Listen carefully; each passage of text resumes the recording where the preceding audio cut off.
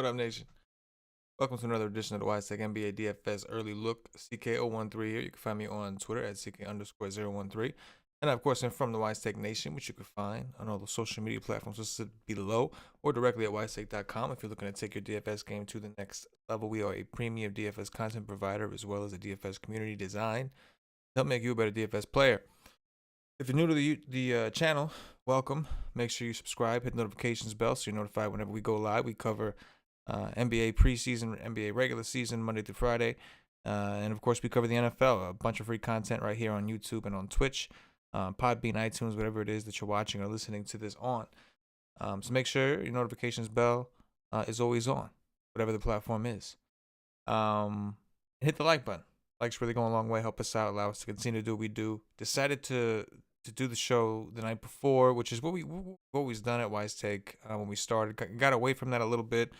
Obviously, things got demanding with people's schedules, but we would like to try to do some of these shows the night before, just to give those of you who are doing the grind, the morning grind, with whether it's family stuff or working, whatever the case is, just to give you something to rock with.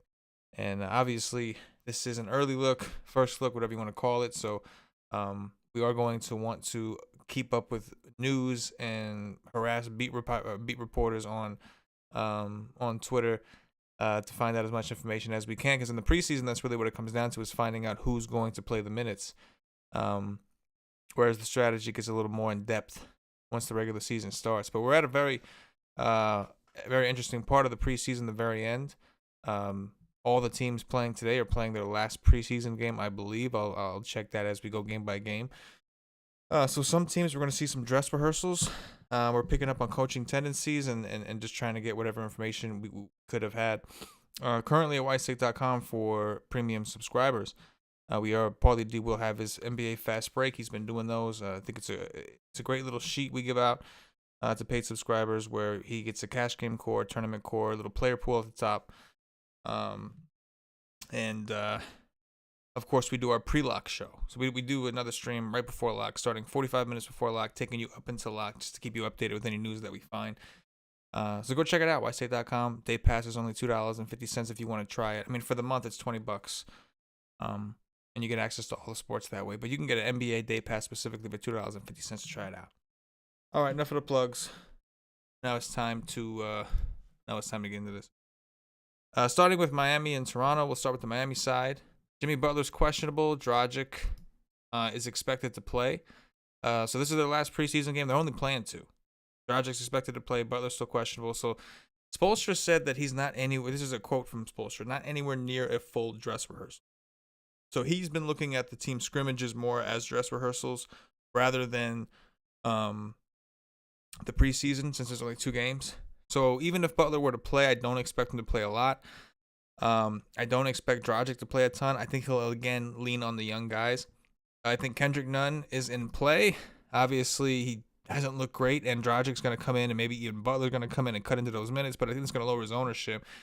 Not nearly the cash game play he was the last time, but an interesting option for tournaments. Tyler Hero, I do like in tournament formats as well. He's a young guy. I think he'll take advantage and play some of those minutes. Bam played a little bit more than I expected. I think we all got burnt by Chris Silva the last time Miami was on a slate.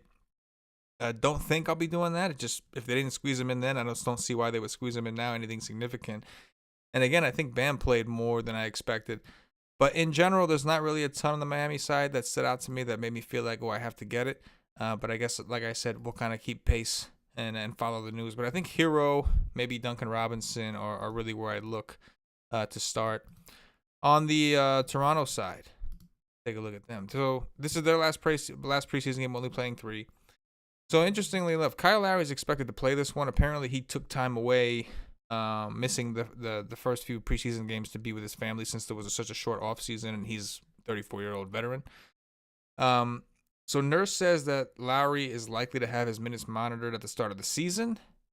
But Nurse did note that Lowry is in outstanding shape, apparently. Lowry joked that Coach Nurse will always say that they're going to have their minutes monitored and then play them 42 minutes in the first game. But the starters haven't played more than 22 to 23 minutes in each of the first 2 games. I don't think they're going to play a ton. Maybe we see them play more. which makes them kind of interesting. But even with Lowry coming back, it gets a little bit more complex, a little bit more complicated.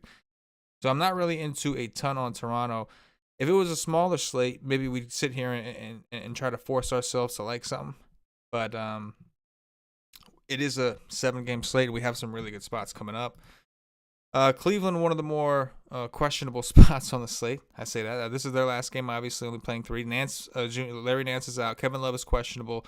Sexton is questionable. Kevin Porter Jr. questionable. Osman questionable. Drummond, even with all those guys out last game, Drummond still only played 21 minutes. And he just completely smashed the Knicks up in those 21 minutes. If we were to think that Drummond was going to get more than 21 minutes, you can imagine what he could do to these Knicks, who I think are once again going to be missing Nerlens Noel. But in the meantime, we're not really sure what they're going to do.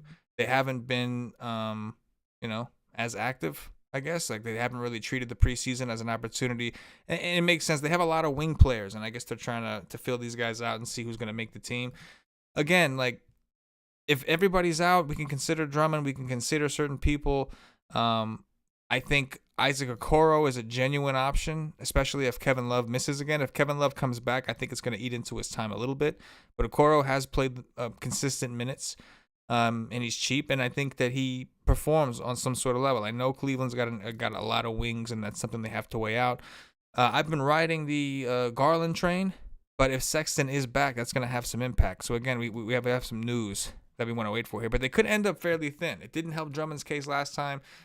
Keep in mind, Drummond is in a contract year. He's going to have to go out and he opted into the 1-year deal, took the big money, but he's looking for that big contract. So I expect Drummond to do some dirties this year, if you know what I'm saying.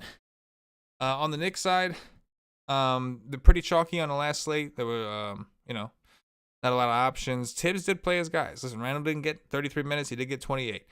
This is their last opportunity. I think we see the starters get a lot of run here. Love Julius Randle at 6,400. Again, he was really popular last time out. I don't know. I think he'll be popular again, but maybe not as popular. He can't be as popular. We have too many games, right? I do like Obi Toppin again. His price has come down. He did play 30 minutes, and I think he could play again because I expect him to play during the regular season. RJ Barrett's price has come down despite playing 30 minutes just about every game. I don't know how you don't play RJ Barrett at 4,800. There's times where he's getting to play with all different types of units, and he's just taking so many shots. DSJ in that last game only got like 16 minutes. Quickly ended up playing more than him.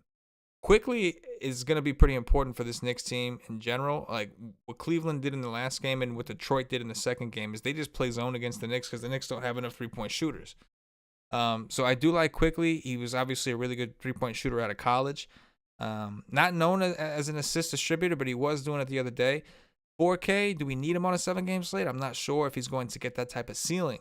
But I do want to point out that he did play really well in his last game. And he got 25 minutes. Frank Eddy's out again. Rivers, we know, is out. The other option, I think, is to go with Elf and just say maybe this is where they finally give Elf like his last run and really let these guys go out for 30 minutes. So I do think that the Knicks correlation is interesting. I've been saying for the preseason, correlating, we're not looking for game stacks. We're looking for team stacks. And it's not the team stacks for correlation as in, like in baseball, such and such player gets on base, such and such player hits him in. Or in football, quarterback throws it to the receiver. This is just about if this starter plays big minutes and was able to exceed expectation, then maybe his teammates were also able to exceed expectation by playing high minutes. So I always like the Elf Randall, especially when they're cheap, and I think they are cheap. Elf Randall, Barrett, though. Barrett and Randall are probably the cash game plays along with Mitch Robinson. Robinson did get into foul trouble covering Drummond early, but he did end up playing 30 minutes. Again, Drummond only played 21 minutes. So if Drummond plays more, that might be bad for Mitchell Robinson. Now, with that being said, Drummond is going to kind of dictate, I think, what happens in general with the bigs. If Drummond's in, he should dominate regardless. And the longer he dominates, the more likely Mitchell Rob is to get in foul trouble because he's gotten in foul trouble pretty much every game so far. But something to keep an eye on, 4,600 for Mitch Rob, who just played 30 minutes and smashed when he was 5K, is still very interesting in the same matchup at 4,600.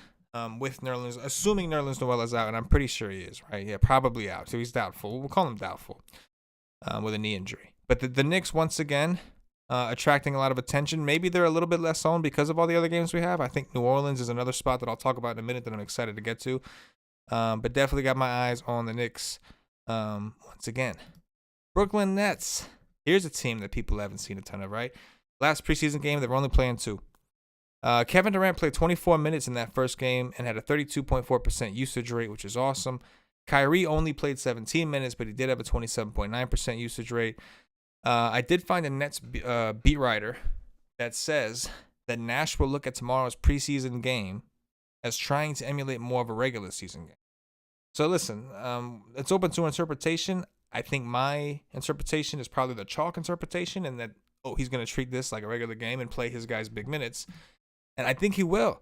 I think with that said, Kevin Durant's got to be near the top of the list as far as studs go. I don't know how popular he'll be at this price, but I'm interested. Kyrie Irving returning to Boston, right? That was a big thing. I know he went to the Nets last year, but still, that was kind of a thing. So curious to see how he responds. But with these two guys expecting to get, and the other thing with Durant, why I like Durant a little bit more, is I think that Durant is likely to, he played 24, Kyrie played 17. So if someone's likely to get 30-plus minutes, I would think it's Durant. And I just, you got Kevin Durant, right? Motivated, pumped up. Kevin Durant hadn't played a while. I like it. If you don't think Kyrie's going to play a ton, Dinwiddie at 4.9 is interesting. He ended up playing a lot in the last game. We know LeVert had monster upside. I'm still curious to see how he fits in here. I would assume he takes a hit with Durant and Irving soaking up so much usage. But again, one of the more interesting spots on the slate. I do like KD as one of the studs. Just curious to see what his ownership comes in at. Same thing with Kyrie. But we can see that these two are going to carry a lot of usage when they're on the court.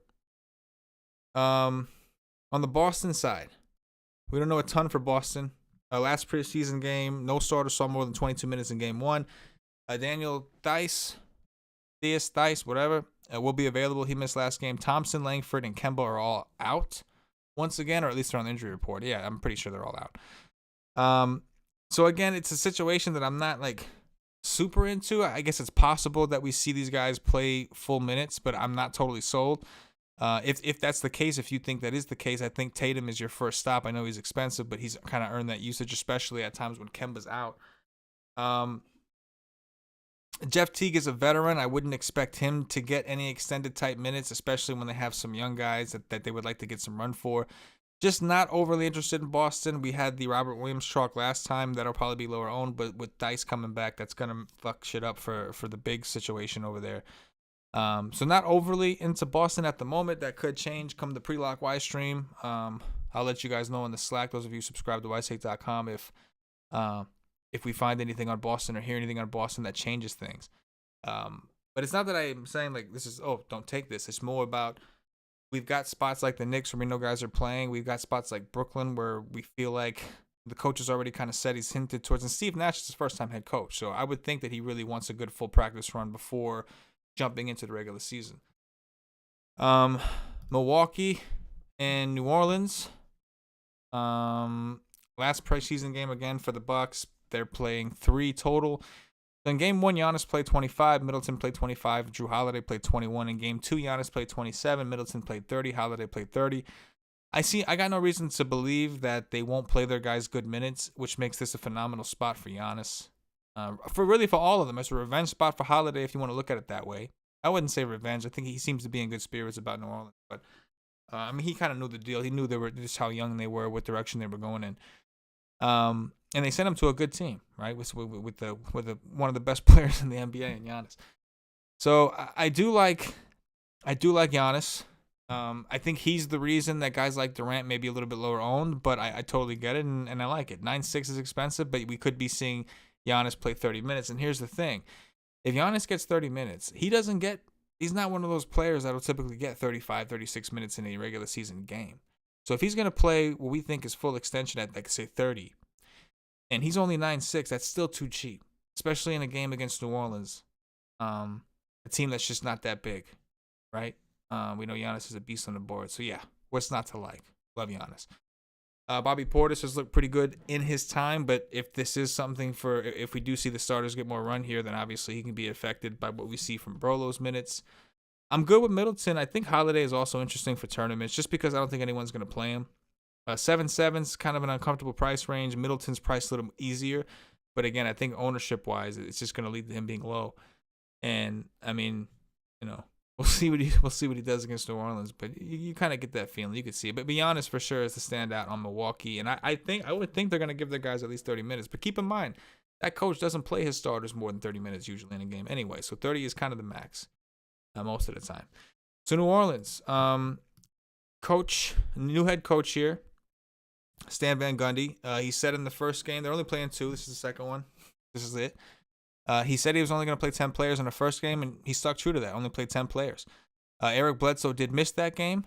However, he has said he plans on playing 10 players again. So somebody's going to get cut out to make room for Bledsoe. I don't know how many minutes Bledsoe plays. We have to kind of see where he's at. I would expect him to be the most likely to not see full starter run. But in game 1, Zion played 33. Ingram played 31. Hart played 33. Lonzo Ball played 31. Surprised to see Neil Alexander-Walker only play 12.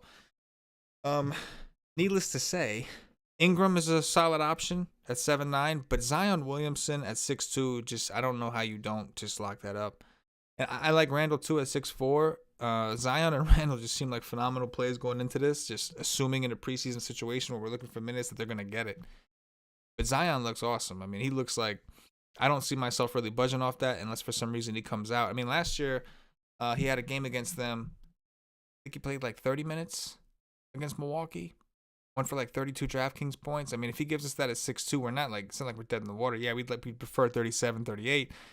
But number one, we can get that. And number two, that type of raw output is fucking like gold in the preseason. It really is, because there's so much uncertainty everywhere else. Josh Hart looks like he's questionable. We'll have to see. JJ Redick has also been out. So I'm assuming that he's expected to come back at 4-4. He's kind of interesting. We know he has some history with Stan Van Gundy. He has coached him before in the past. And I think that Bledsoe and JJ Redick and all these guys kind of hurt Neil Alexander-Walker a little bit, kind of hurt Josh Hart a little bit. So I think I would be sticking with the likes of Ingram. I don't mind Lonzo Ball for tournaments. I don't even mind Bledsoe if in a revenge spot for him if we were to find out that he was expected to get at least, 24 minutes, which I'm not sure in his first game. But these guys all got full run, and it was their first game. So maybe he will get it. But yeah, Zion looks pretty solid. I mean, that looks pretty fucking solid. Think so?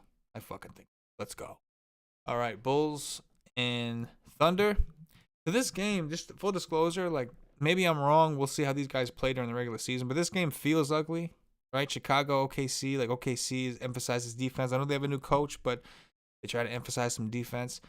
And then and the Bulls have historically been a slow-paced team. Maybe that changes with Kobe White and Levine and the youth movement, but historically they've kind of been that way. Last preseason game for the Bulls, no Satoransky, no Dotson, no Thad Young, no Temple, no Valentine. So they are missing bodies. I think Levine and Kobe White are worth looking at, right? They both balled out in their last game. Otto Porter played well off the bench. Keep an eye on their rookie, Patrick Williams. He got slid into the starting lineup, and they're talking about starting him potentially in the regular season as well. The prices on these guys I'm not crazy about. 5'2" is okay, but it's not pretty for Otto Porter. There's still some risk involved. Williams at 5'5", some risk involved. Kobe Wright at 7'2", Levine at 7'6". Like I feel like I might as well go up there and just overpay completely up there because at least I know what I'm getting usage-wise from those guys.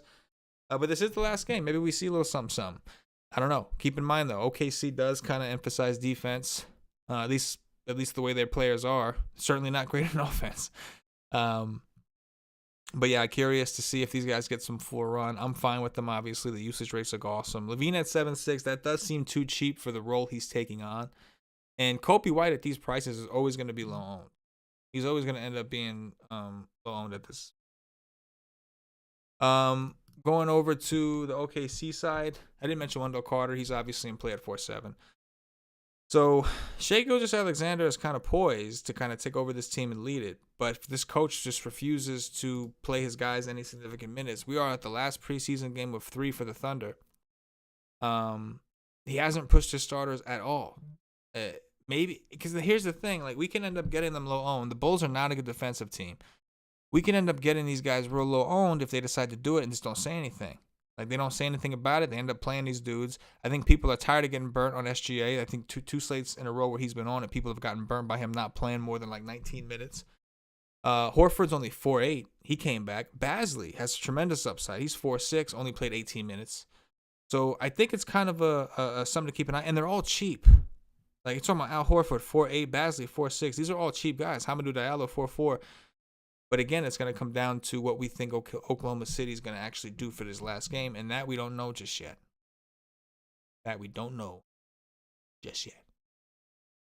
So keep an eye on that situation. Hopefully, we'll have more information closer to Relax show. But definitely an interesting tournament situation. Going to Portland. Looking at Dame. So Dame and McCollum, last preseason game. They both played 30 minutes in the last game. Cantor played 24, Nurkic played 20. But they both played 30 minutes. That was promising. I don't love taking teams when I don't have to in Denver, right? Number one, Denver does emphasize defense. Number two, playing in that altitude could be rough on teams. It is their second game. Maybe they're a bit more used to it. Dame at 8.3 is obviously fine for tournaments. He's got tremendous upside. Hasn't really shown as much usage during the preseason, but it is just the preseason. Maybe he cranks it up here. But just tournament plays, nothing I feel great about. Nurkic at 6.2, if I thought he would get more run, is interesting. I do think Cantor, if we think he's going to get another 20-something minutes at 4.3, is in play. But all in all, like I said, I just don't love targeting players against Denver. Dame is really the main person that I'm kind of really looking at here. On a smaller slate, yeah, we'd force ourselves to kind of dive in. But we just talked about New Orleans. We talked about the Knicks teams, situations where we do feel like the guys are going to play a lot.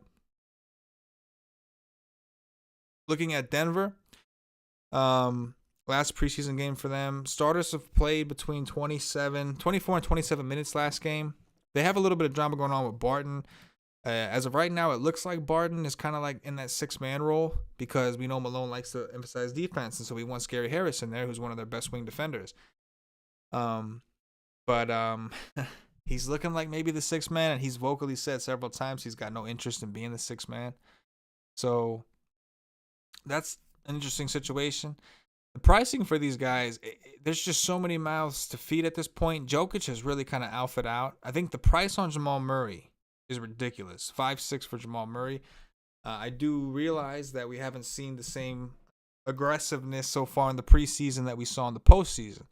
But that can change at any moment's notice, and 5.6 is really cheap. So I think he's worth taking some shots on. But I will say this again, going back to Jokic, he's played absolutely. I just want to check the usage of Murray real quick.